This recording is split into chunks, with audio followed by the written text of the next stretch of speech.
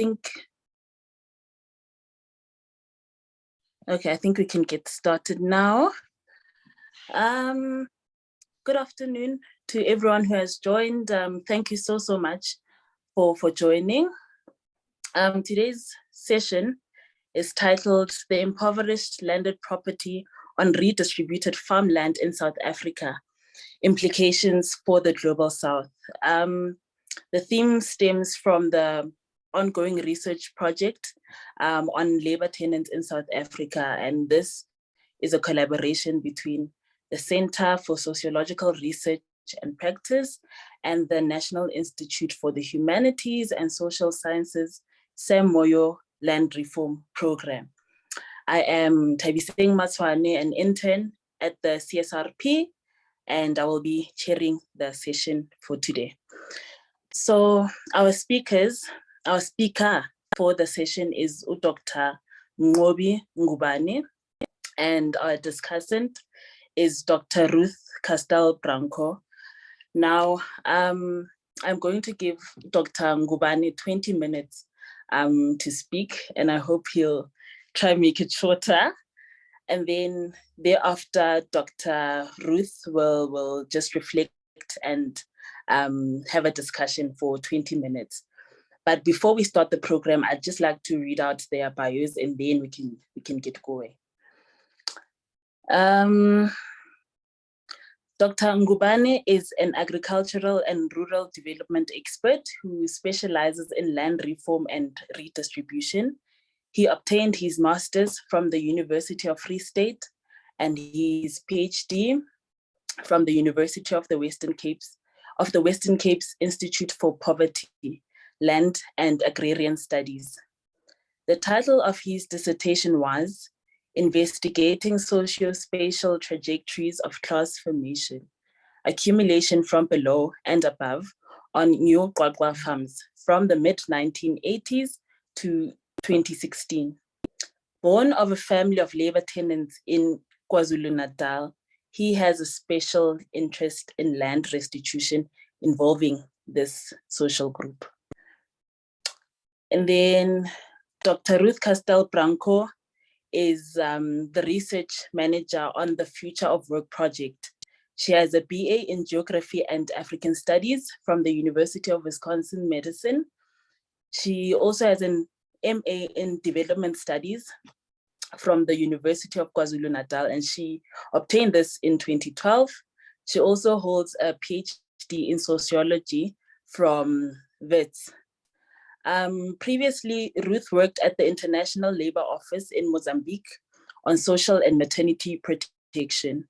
She first became interested in questions of labor as a student activist, eventually cutting her teeth as a labor organizer at DC Jobs with Justice. Ruth is an alumnus of the International Center for Development and Decent Work and a fellow of the Open Society Foundation's Inequality Fellowship. Her research interests include agrarian transformation and the changing nature of work, informal workers' rights and organization, the distributive role of the state, and social protection. So now I will hand over to Dr. Ngubane, who has 20 minutes, and he will speak on the topic. Over to you, Ngubane. Thank you, Comrade Nsabi. So colleagues, I'll just provide a brief background, and then I'll move on to the presentation. So I've just prepared some notes for the background. So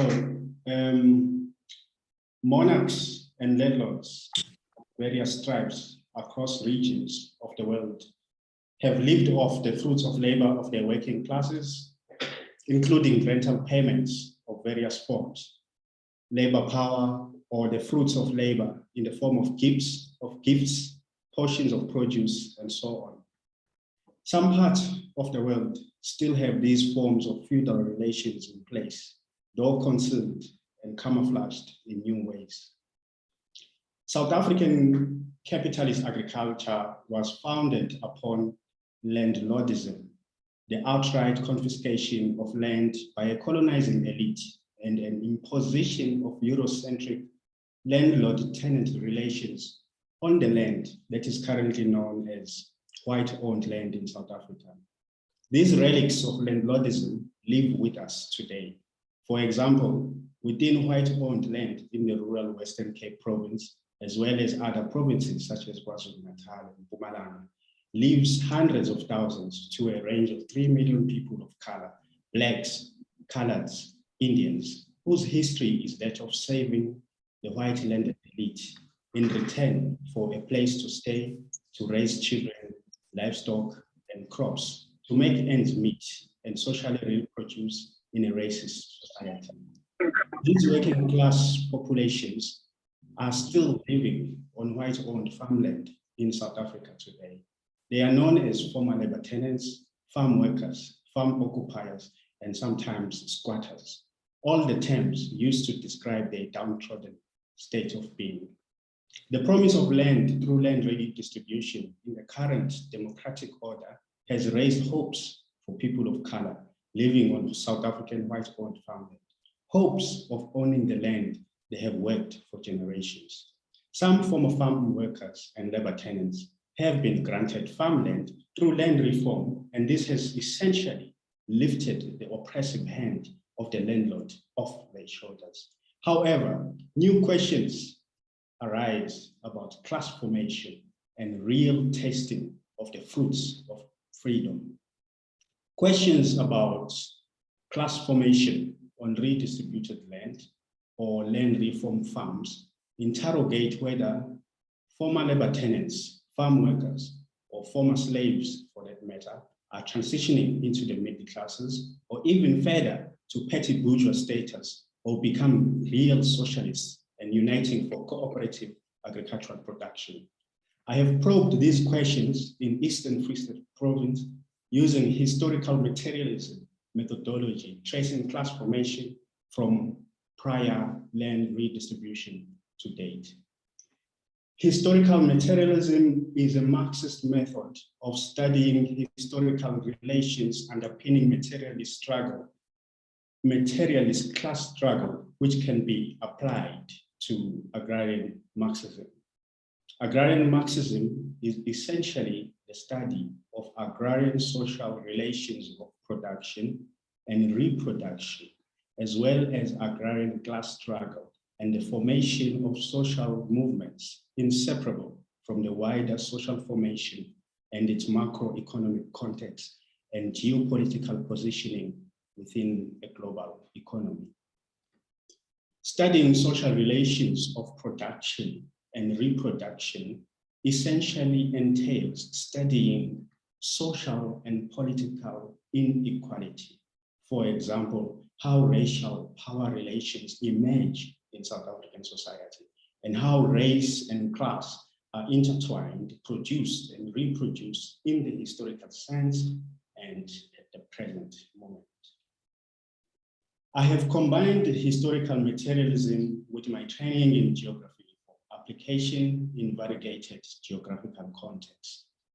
Sound geographic understanding of the countryside is most illuminating if historically embedded in historical materialism, which we can call materialist historical geography.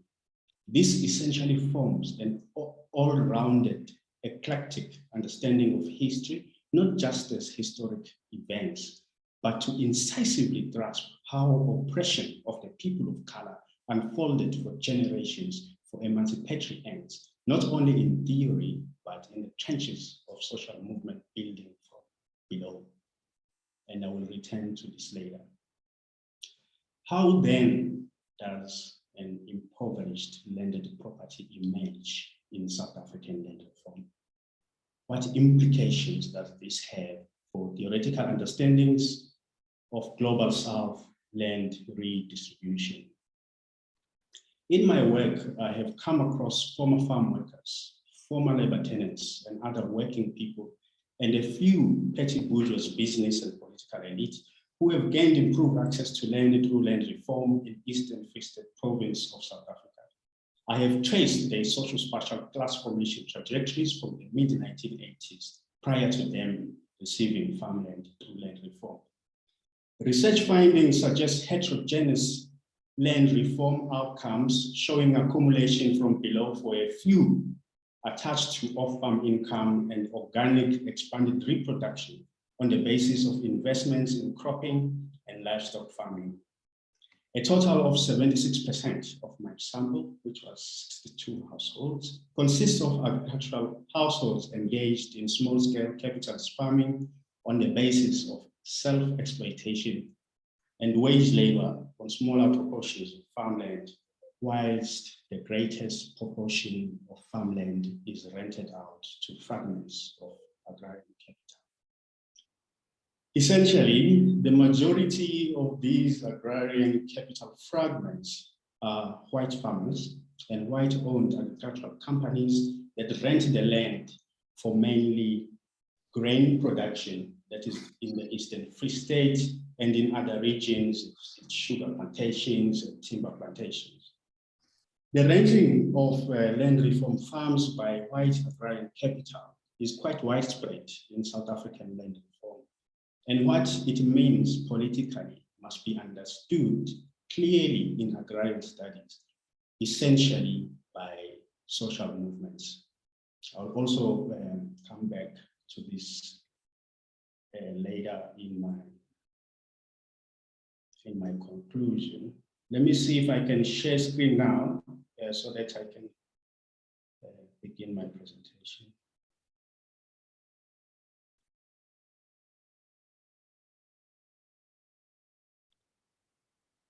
Oh, okay. It seems I can't share my presentation. So what I can do is to just go over it. If people are interested in it, I can share it on a later stage. Okay. The impoverished landed property on redistributed farmland in South Africa, implications for the global south. The structure of my presentation is as follows. 1, impoverished landed property on communal land reform farms. 2, impoverished landed property on freehold land reform farms. 3, implications for the global south. So what is an impoverished landed property in South Africa? This concept denotes working class people who have been given land through land reform, but are just too poor to invest in farm production or expanded farm production, and therefore forced by the dull compulsion of economic forces to rent out their land to fragments of agrarian capital. In return, they get below market value rentals from agrarian capital. And we see accumulation of poverty on their part. And then what is an impoverished landed property on communal land reform farms? Communal land reform farms are essentially those farms that are communally owned by community trusts and communal property associations. And also sometimes these involve share equity schemes, which are owned communally or community-owned game farms.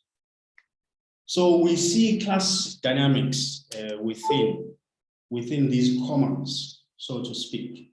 There is a core, powerful that is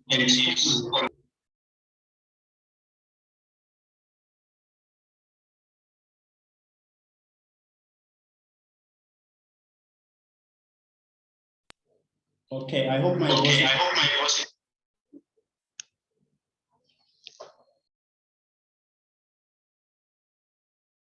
No, we just missed about a second. Sorry about that. Can I please ask the participants, if you're not speaking, to keep yourself muted? Specifically speaking to baby. Thanks. Thank you, Comrade Terry. I'm getting some feedback.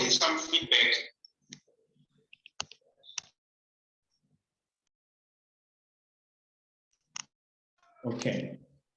Now we can proceed.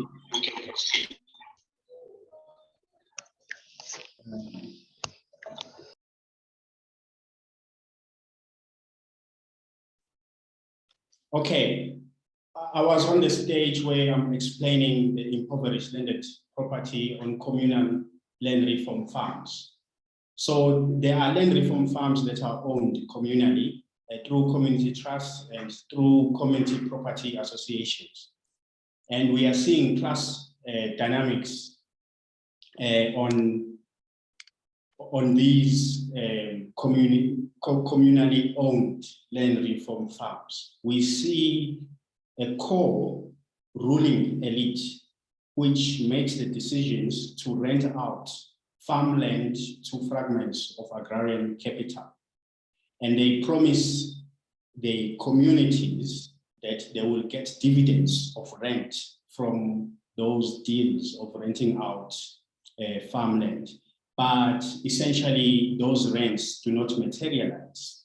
And the people who are supposed to get them are further marginalized in a sense that small-scale farms are discouraged, sometimes barred, and we see an emerging impoverished form of landed property within communally owned land reform farms.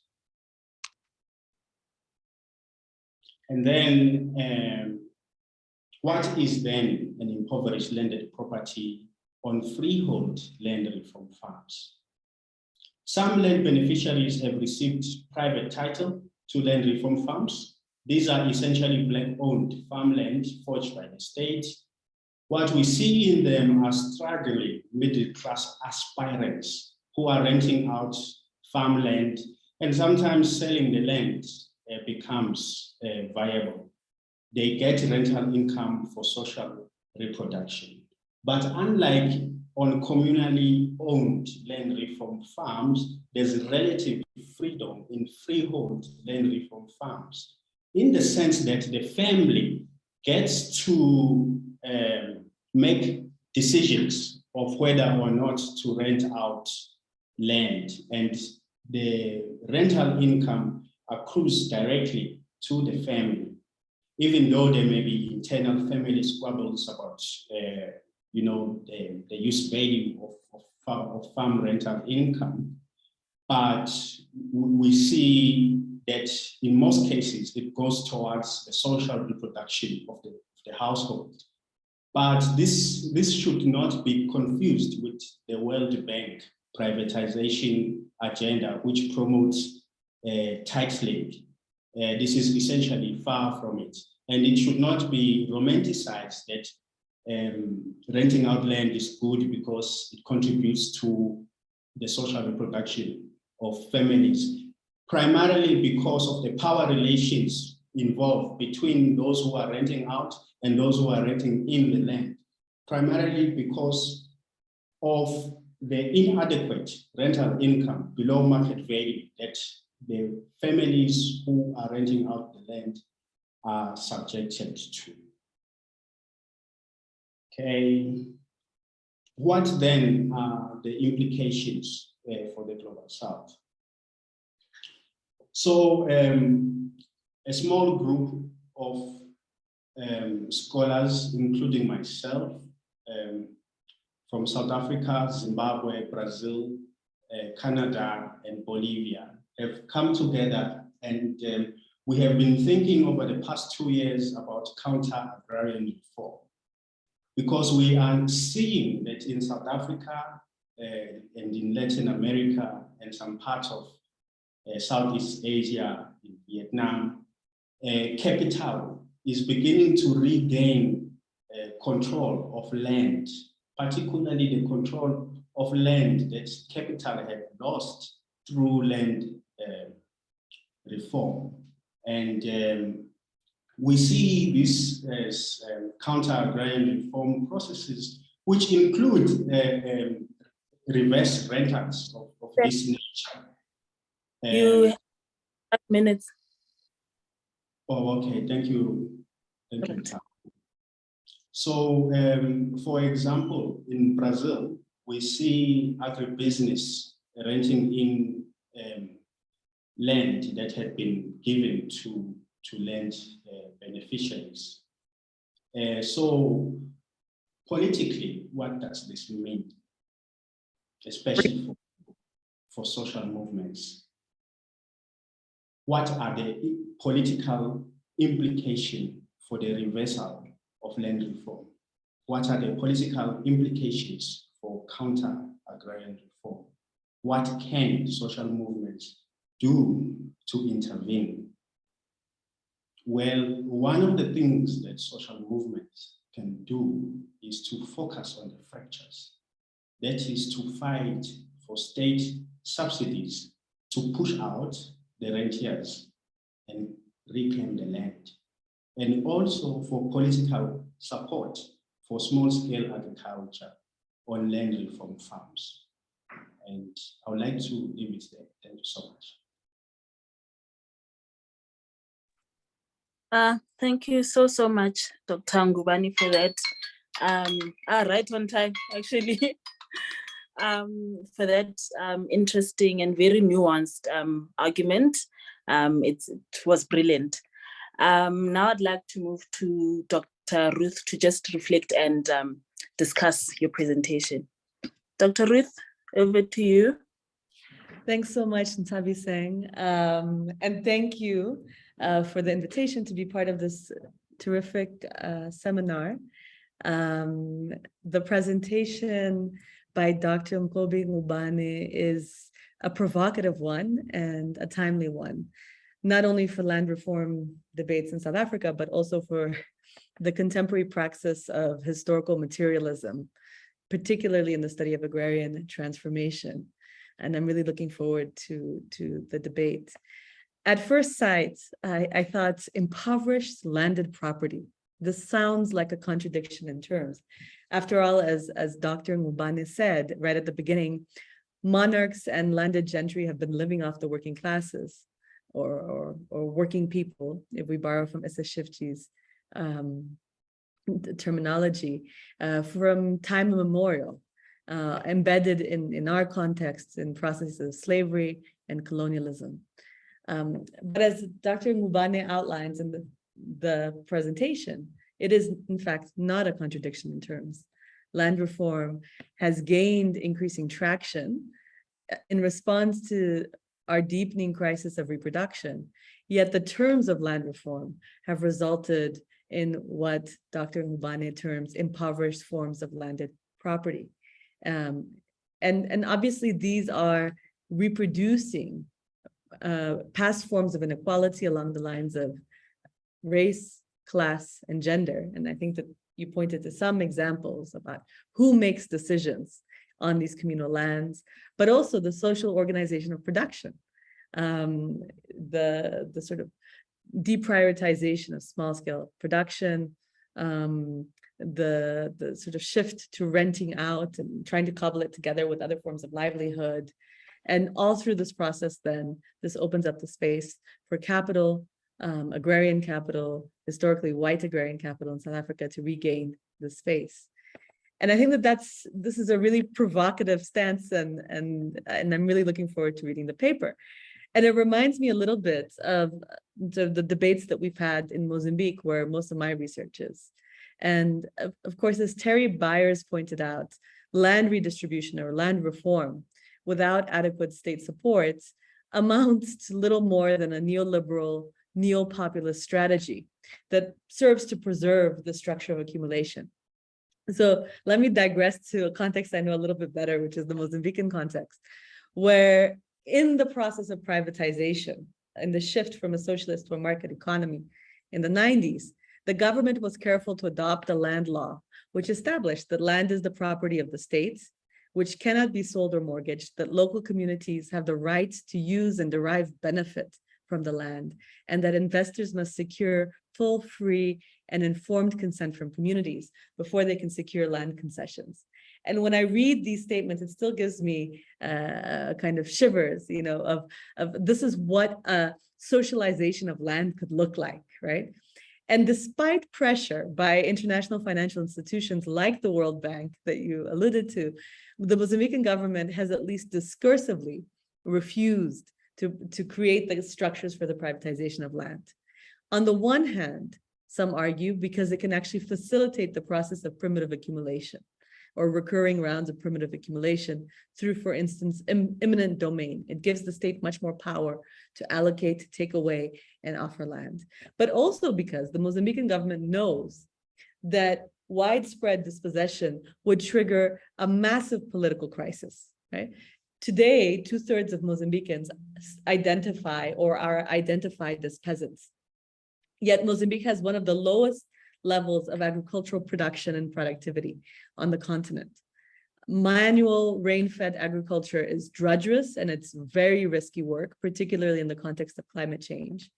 And so while people might say the mashamba or the field is for life, few would aspire for their children to become peasant farmers, at least under the current conditions. Now, that means that always begs the question, then what does it mean to be a peasant farmer? And is this simply a foil for unemployment in the Mozambican context? Is this the way that Frelimo and the Frelimo government has managed to navigate unemployment?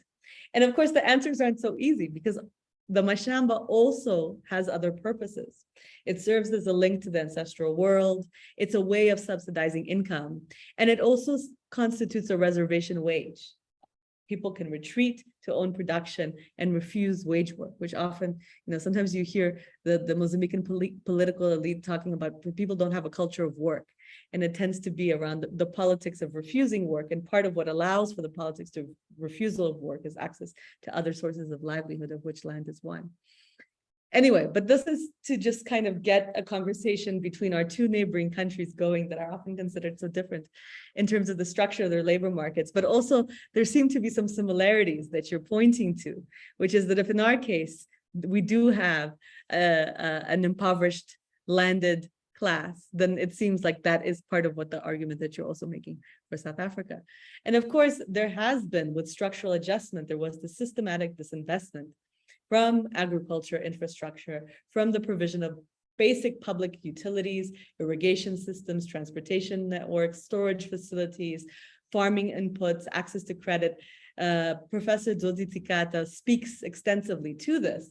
And this has been part of what's undermined the productive capacity of small-scale farmers and facilitated the concentration of agrarian capital. Now, is it possible to drive a process of accumulation from below? As Moyo would say, rebuilding the African peasantry is critical to responding to this crisis of reproduction. And as Tsikata and others would point out, this really does require then a sort of reversal of structural adjustment policies. Land reform or redistribution is simply not enough. And I think that your work emphasizes that point and does so in a context that maybe has been somewhat less explored, and it's really exciting. So then some questions come up for me, and I have many questions, and I'm sure that others will too. So I'll hurry up and put these out there, and maybe we can start the debate. The first is, what is, and in the studies that you were doing, what is the role of land? So within kind of the historical materialist tradition, you've looked at some of the processes of class formation. How do these, can you speak a little bit more to that? And how do these tie up with other, let's say, effective relationships to land? Whether it be, as we say in Mozambique, it's in our blood. It's the things our ancestors did before the colonizer came, right? And that sense of dignity and autonomy from the state in the post-colonial period. So is there some sense of that, I guess, is one question, and how does that fit in? What other roles may there be? Weathering unemployment, subsidizing low wages, or a bargaining tool to negotiate the terms of work. Did you see any of that, in the work? So that's one. The second is, I suppose, how you see the articulation between land, labor, and social welfare. So you've spoken sort of to the importance of other sources of income and sustaining the work on the land. So, how do these fit together? A third is that's always of interest to me then is what would a politically progressive agenda look like? And you speak to some questions. And as part of that, then what is the social basis? Who are the progressive social forces in driving that, given the kind of differentiation that you've highlighted? So I'll leave it with those three, and just thank you so much for inviting me to the session. Thank you so much, Doc. Before we move on to our Q&A session, I'd just like to give Dr. Ngubane 5 minutes to just respond to your question, and then we can move to the next part of the program. Dr. Ngubane. Yes, thank you so much. Thank you so much, Ruth, for those provocative questions and your response to my presentation, and also your speaking to Mozambique, so to speak, and also for your questions. And so in terms of land, labor, and social welfare, what I can say is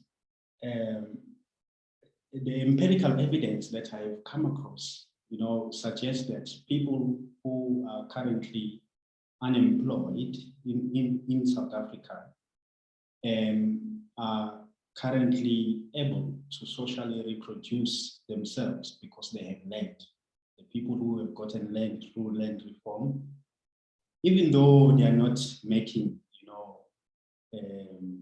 a lot of money out of the land. For example, you get people who are involved in small-scale livestock production who get something out of it every year through self-exploitation, which is combined with social grants. And also, what I've also found is that there are immigrant farm workers coming in from Lesotho who have a history of retrenchment from industries in Joburg, from mining, and now they are employed on land reform farms, which is, essentially telling us, it is essentially hinting to broad-based land reform in terms of self-exploitation, working people who have nothing but their land, and also the employment of surplus labor populations. And then, what then could be progressive land reform, and, what could be the social base at the moment. At the moment, there are people, a population of about 3 million people who are currently living on white-owned land. They are practicing small-scale agriculture.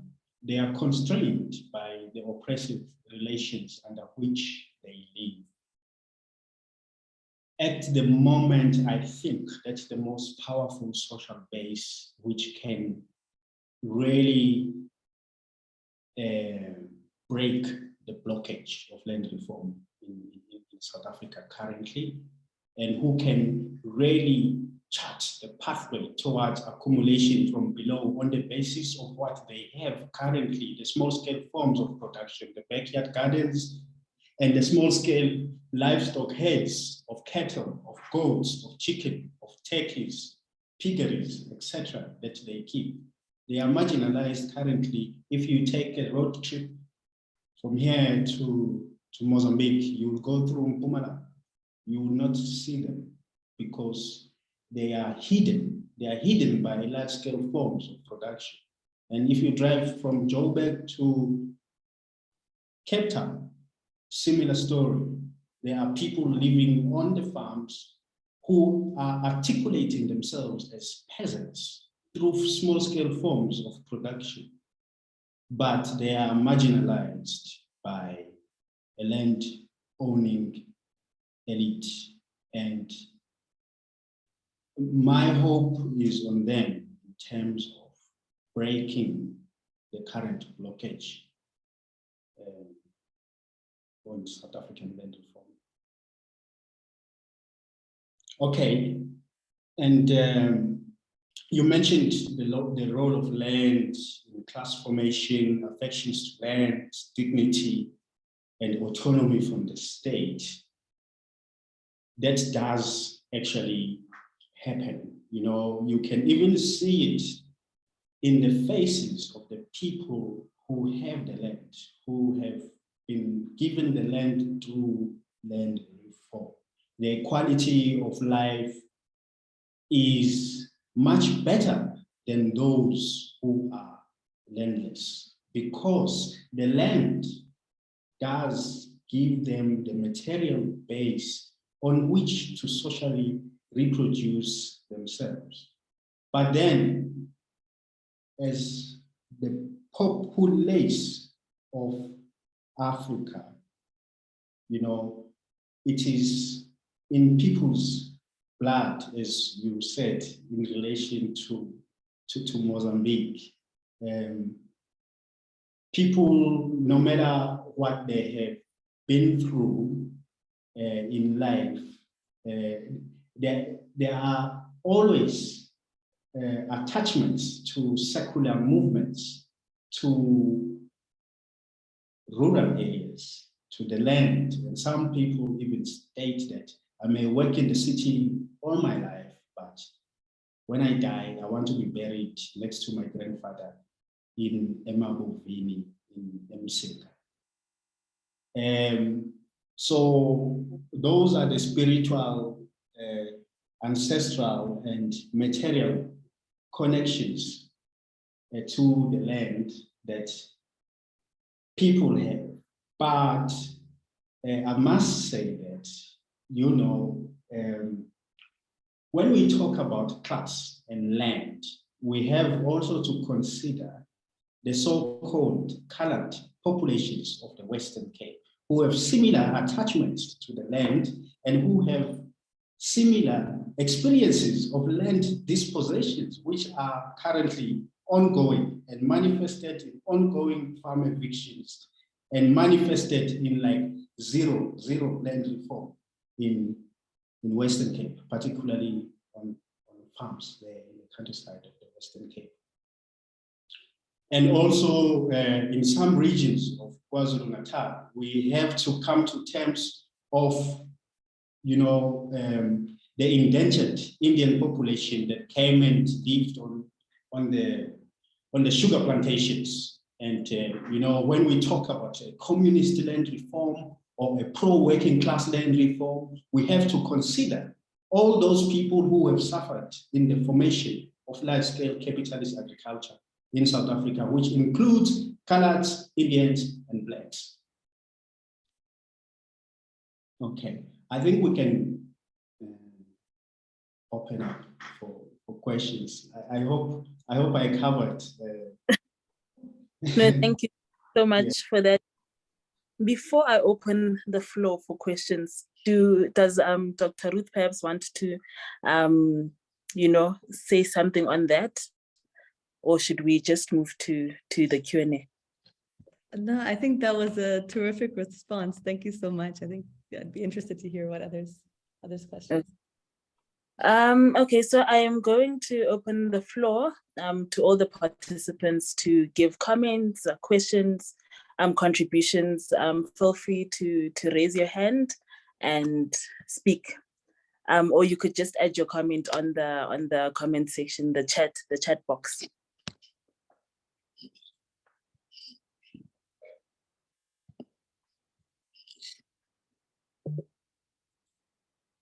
Comments, questions? Comrade Ntami, I see Yebo. I see two hands from Stayeni and Terry. Okay, I'm not. Oh yeah, I see them now. Thank you. Okay, we'll start with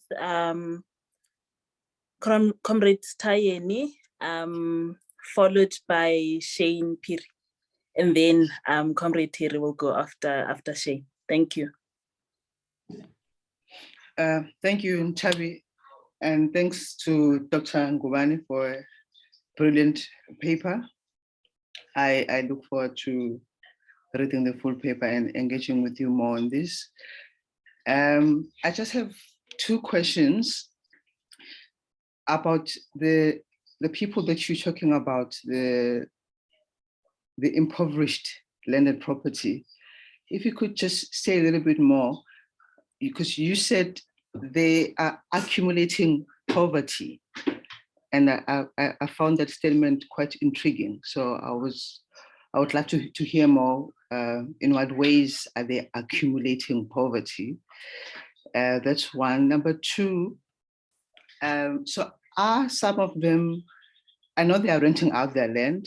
Are they all renting out their land like the same way? So are they all getting the same amount of more or less similar amount of money for these rentals?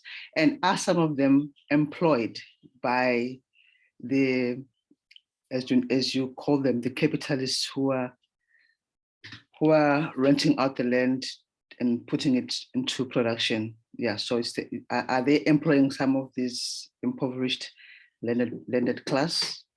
Yeah, and if you could say more about this accumulation of poverty, what it looks like.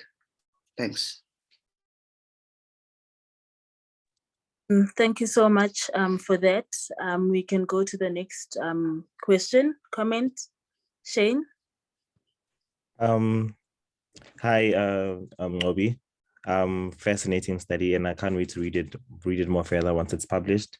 I hear you are lamenting the capitalist penetration or white enterprise into land reform farms, but then I feel like what we have to notice is that these rentals are not motivated by accumulation; they are motivated by survival.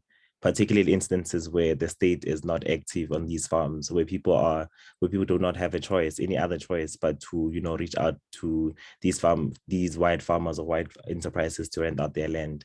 So in such instances, what is the way forward where we don't have an active state, or the state is failing to equip land reform beneficiaries or farm dwellers? And on the other hand, we have capitalists who are in a position to help in quotation marks to penetrate on these farms or exploit these farm dwellers.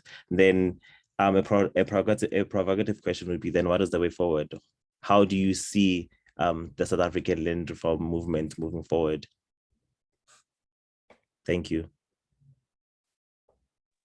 Thank you so much for that. Comrade Terry? Thank you. I'm not sure if I'm a comrade, but thanks. So I just wanted to ask both the speakers. I just guess I wanted to know about what is the kind of political mood of the people that you were talking about, both in SA and in Mozambique. And the reason I'm asking that is because Trevor was speaking somewhere a few weeks ago, and he mentioned Marx's idea of the revolutionary subject. And just through my engagement with the Sam Moyo program, I'm starting to think more and more that perhaps, these revolutionary subjects are not only in the urban centers, perhaps they are, in rural areas. So I guess I'm just asking, what are the possibilities for bringing rural and urban social movements together to struggle around issues of land? And then also, what is the political mood of people living on these kinds of farms? Thanks. Thank you so much for that. Dr. Ngubane, do you want to go first? Okay, you can go first. And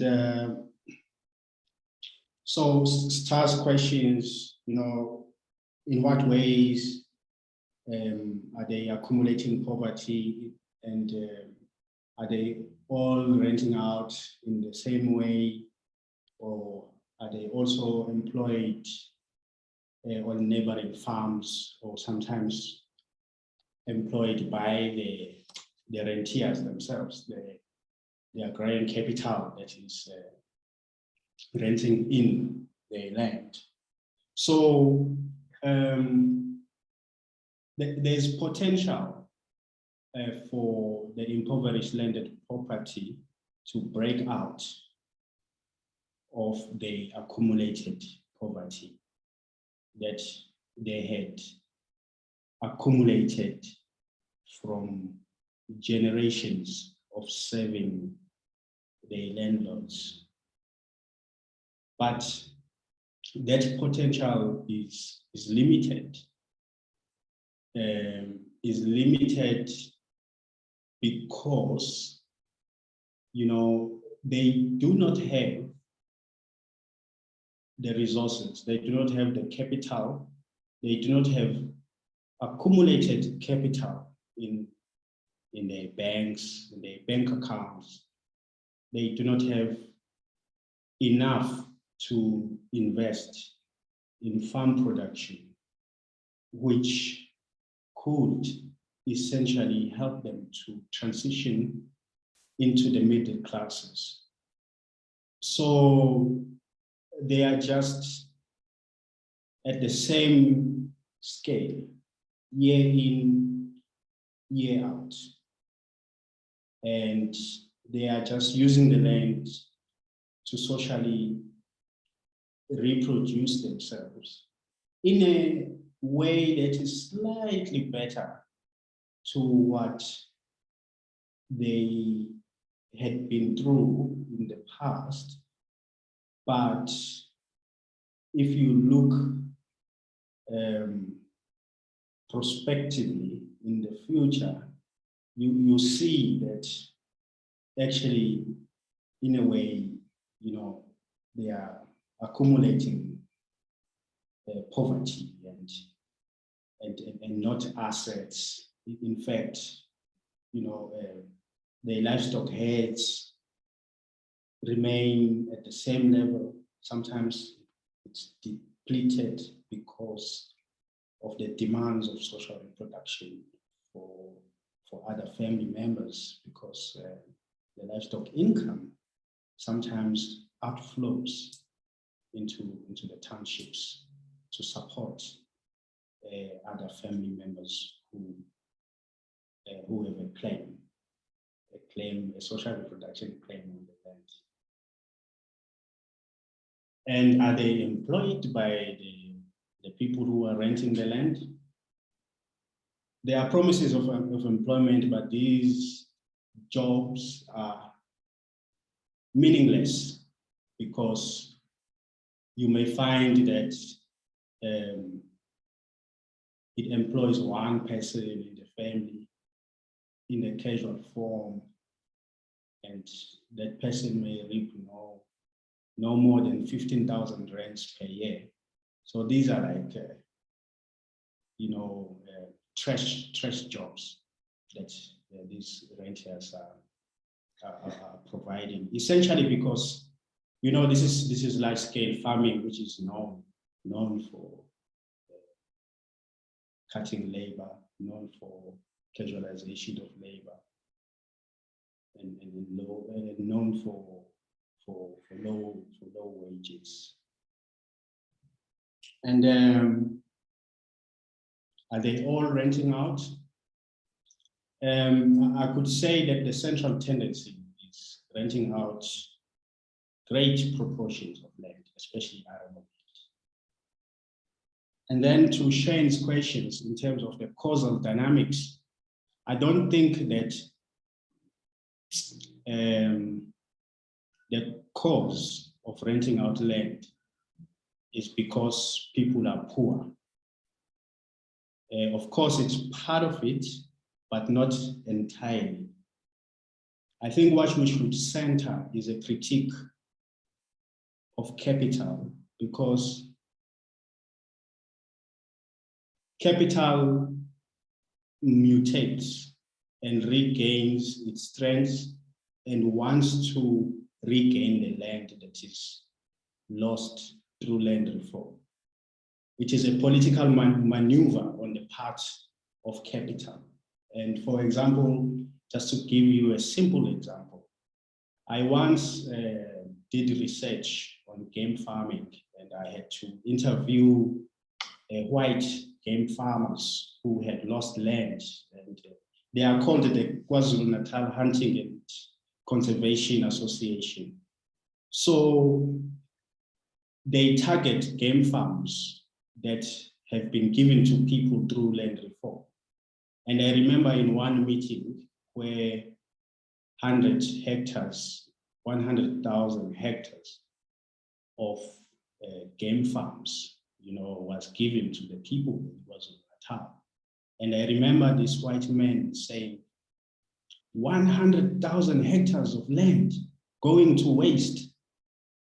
So we should always remember that behind the capital are real people who have real ideologies, real capitalist ideologies, real racist ideologies. And we should always center the critique of capital in our research. And our research should not always be about attacking the state. It should also be about what is the state within the capitalist society, in the capitalist global society. What are the relations between the state and capital? Okay. And Terry, about the political mood of the people. What are the possibilities, of social movement building? I think I could begin to answer the question by alluding to the social movement work that we are doing at the Center for Sociological Practice and Research at the University of Johannesburg, where we are working with the labor tenants. The mood is very vibey, so to speak. Progressively speaking, people have hope. And the 3 million or so of the people that I'm talking about who are still on white-owned farms are resilient, and they have been articulating themselves as a peasantry, even though they are invisibilized, even though they are currently oppressed. But they have held onto the land for generations. They are still there on the farms, even in the Western Cape. Even though they face various forms of oppression, they have resisted. They have resisted for hundreds of years, and they still hold on to the land, and that reflects their agency. Okay, I'll leave it there for this set of comments. Maybe Comrade Ruth may want to respond to Terry's question about Moz. But then over to you, Comrade Ntavi.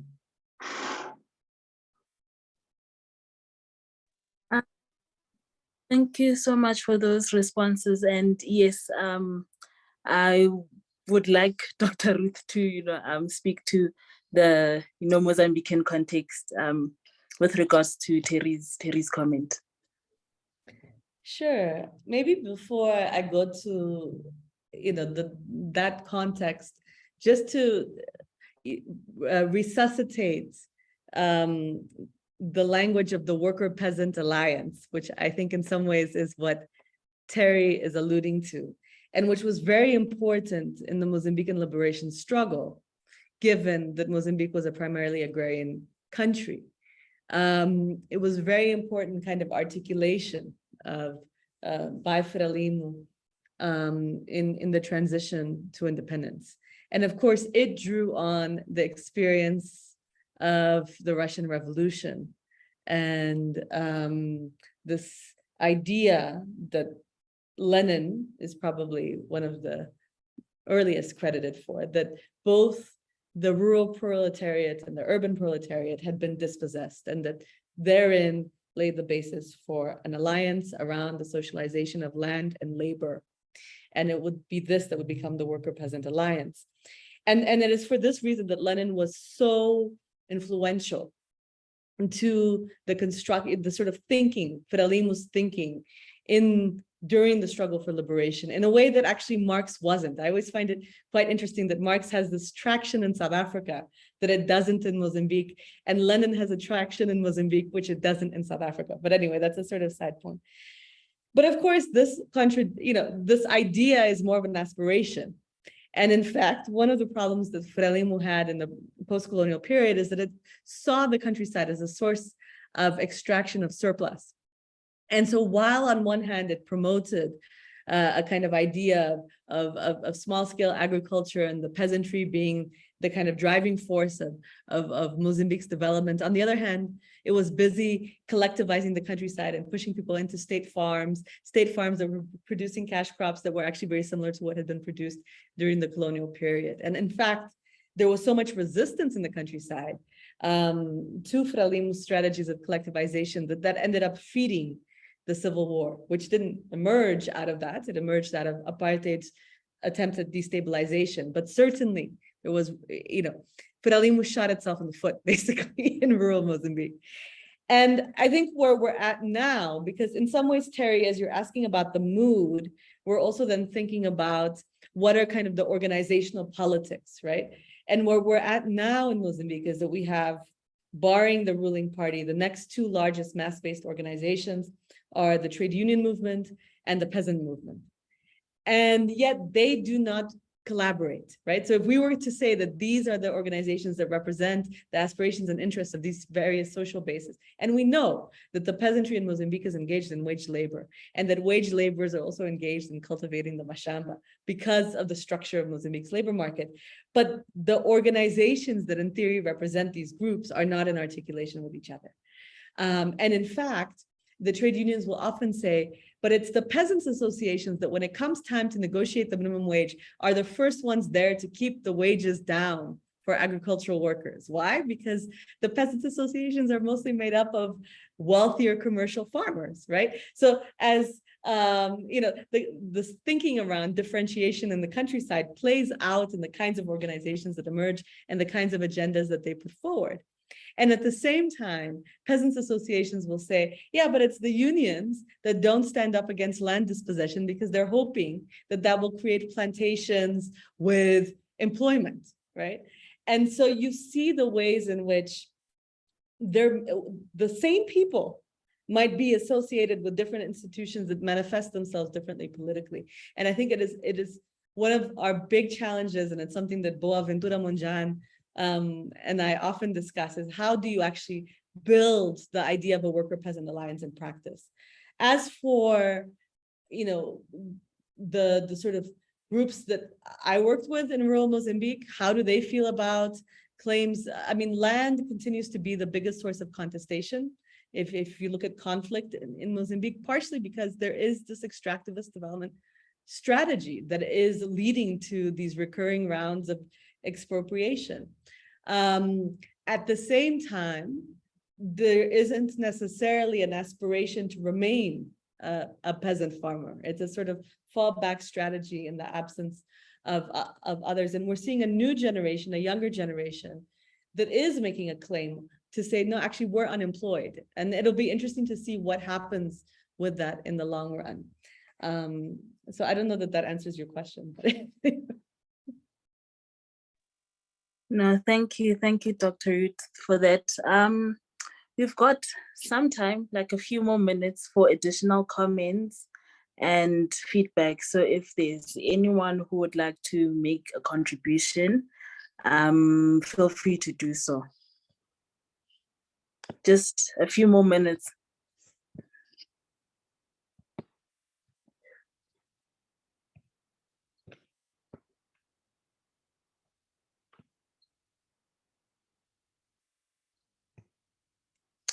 Okay. It seems there are no comments, questions.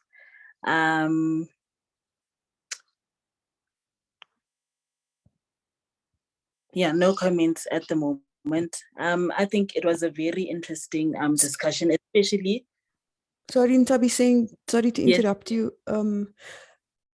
I just wanted to ask Ngobi, yes, both him and Ruth gave great answers to my question, and I think I just have more questions since hearing the answers. But I was just wondering if Ngobi could say a little bit about the Labour Tenants Assembly that's coming up. I've been hearing about it. I just want to know a bit more about that. Yeah, thanks.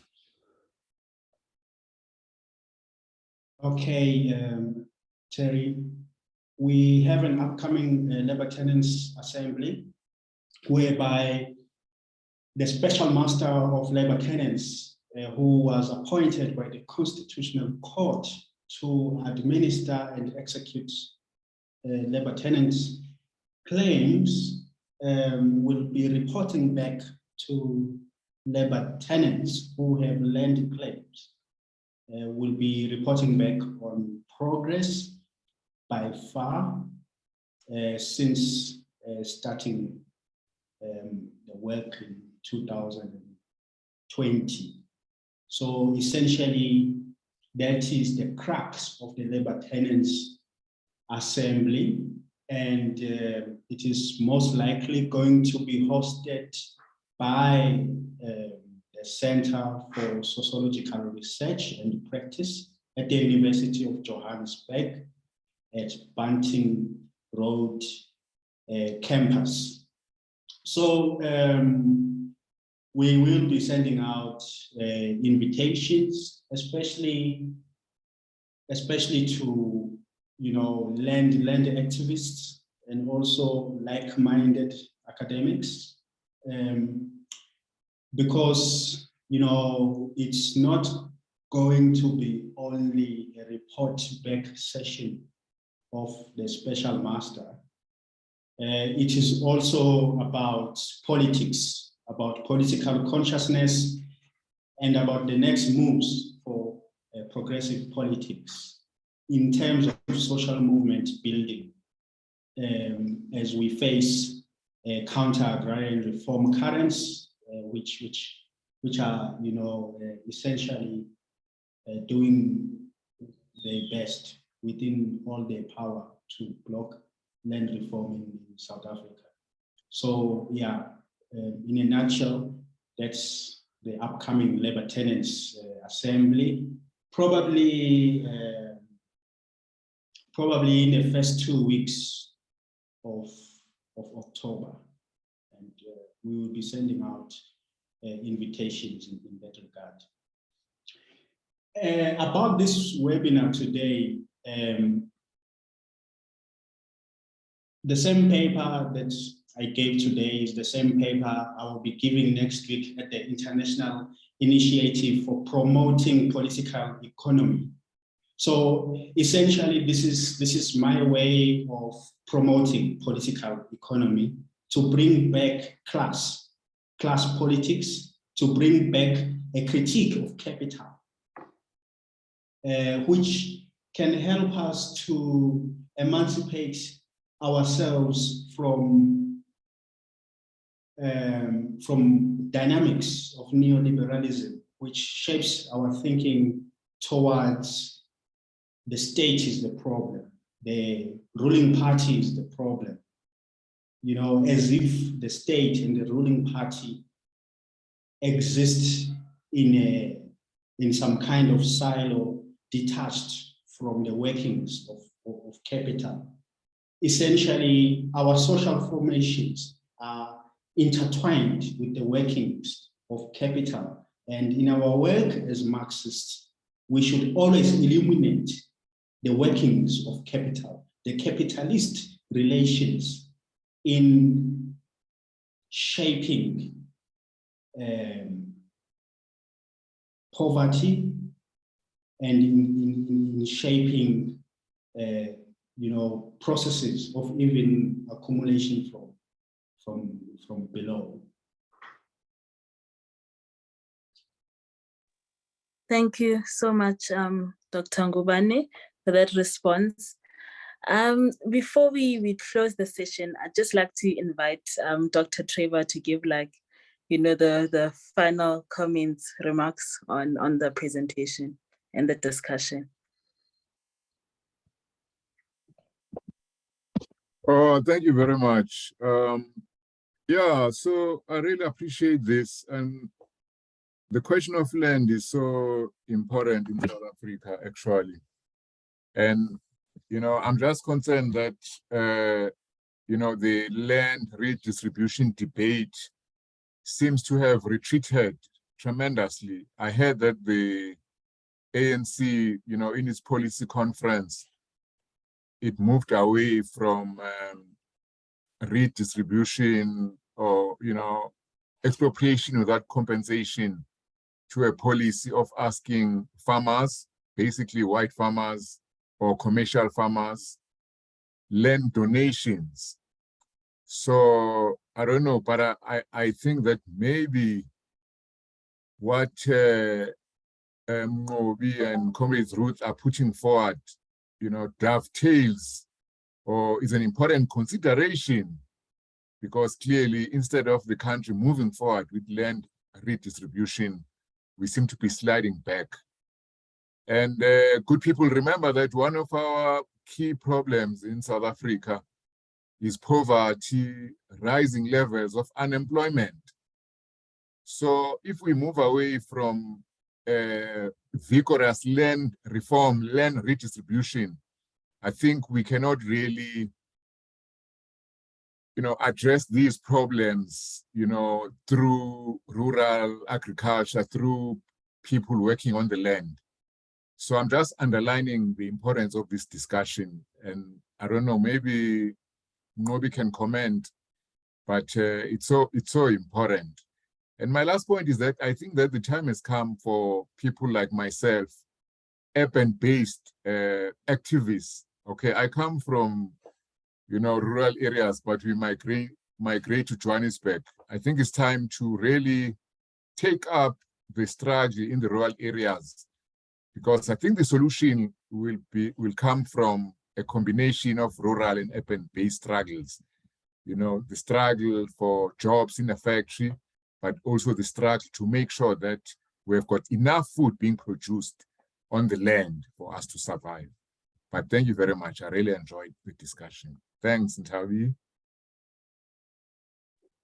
Thank you so much, Dr. T. And I think it's also time for, people like me and my peers, the so-called born frees, to really engage on these issues, because things happen and, there's a trend of young people who are just, not sensitive to such issues. So thank you for that. Dr. Ngubane, Dr. Ruth, thank you so much for the conversation, for the discussion, for the presentation. I feel I've learned a lot in such a short space of time. So thank you so much for joining us. Thank you also to the participants. Please leave your emails on the chat box if you're not on our mailing list already, so that you get information on future seminars and events, including the Labor Tenants Assembly. Yes, so we have come to the end of the session. Again, thank you so much. Thank you. Dr. Ngubane, Dr. Ruth. Yeah, thank you so much, colleagues, for attending. And thank you so much, Comrade Ruth, for your commentary and provocations. Thank you so much for inviting me, and I hope that we can continue to have these seminars. Yeah. All righty. Thank you so much, everyone. We have come to the end of the session. Enjoy the rest of your Thursday. Thanks, everyone. Bye. Bye. Bye. Bye.